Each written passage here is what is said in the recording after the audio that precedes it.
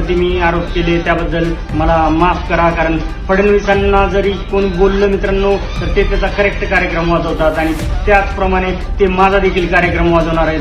कालपासून त्यांनी मीडियाला सांगितलंय की या कासलीची बातमी कुठल्याच मीडियाला आली नाही पाहिजे. कारण कालपर्यंत माझ्या प्रत्येक बातम्या प्रत्येक न्यूज मीडियामध्ये येत होती, आता बंद झालं. एवढा मोठा खळबळजनक पुरावा मला दिल्लीतून फोन यायला लागले आजतक मधून, पण मराठी मीडियाला त्यांनी दाबून ठेवलेले आहे मित्रांनो.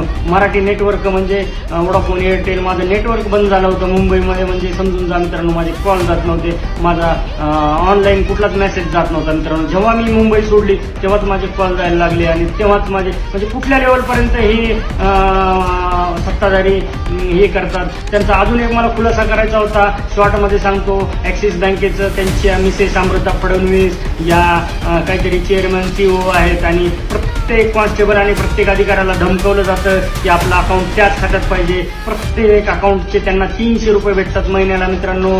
300 रुपयाप्रमाणे किती झाले विचार करा. 2 लाख पोलीस जर असतील, SRP वगैरे सगळे धरून, साईड ब्रँच सगळ्या धरून 3-4 लाख असतील तर 300 रुपयेप्रमाणे किती झाले 10 करोड. तर त्यांना व्हाईट मनी मिळतो मित्रांनो.